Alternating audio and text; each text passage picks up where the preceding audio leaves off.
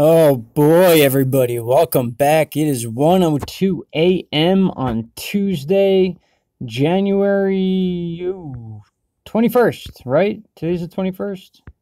I could be wrong on that. Sorry. Okay, so anyway, guys, we've had another major earthquake. I know this is sounding repetitive, but the strength of these quakes is mind-boggling, and this one being as shallow as it is, 16.8 miles deep. Definitely felt, definitely an area that is just being completely decimated by earthquakes. As you can see here, the west side of the Pacific Ocean, once again, all these big red circles you see, guys, are very significant earthquakes. 6.4 at 12:10 a.m. I believe that could be the one we're talking about here. They've already downgraded it. It was a 6.7. 6.8 to 6.9 on some charts. I like to go by Dutch Sense's way of approaching it is you take your highest and you drop it, and you take your lowest and you drop it, and you find a medium. And this is a fairly safe medium. I believe this could be the actual strength of the quake. 6.4, nothing to mess with, very shallow. As far as stats go for today, guys, check this out. Pretty interesting, even though it just reset. So technically there's only been 5 earthquakes today. They reset it every day, so we're just catching the beginning of the day. Most significant quake today, obviously this one that just happened. This one's saying 6.4 now.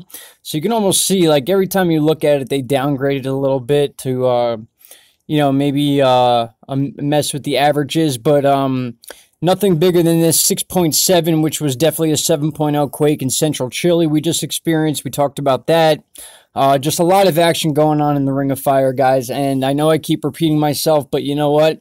You have to keep repeating this type of stuff, because it's only then will people finally start to catch on and understand what we're talking about here, that you got to realize that there are many places along the Ring of Fire, especially most places besides the west coast of the U.S., that have seen very strong earthquakes. And it just, it's not fear-mongering. It's none of that stuff. It's just a matter of why and when. Why is this section of the U.S.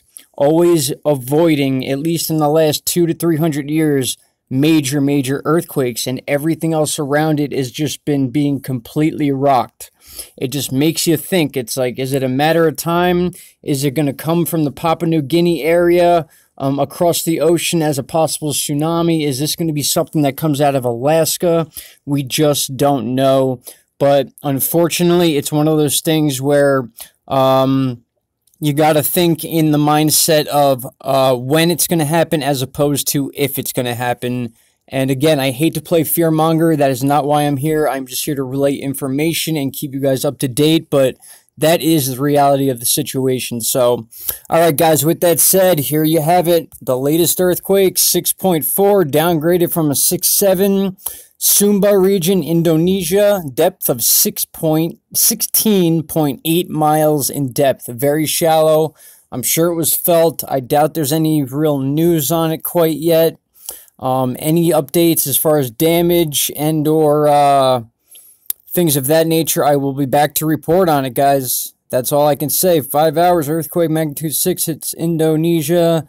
Sumbawa, I believe that's a separate earthquake. So, yes, like I said, they've been getting hit hard.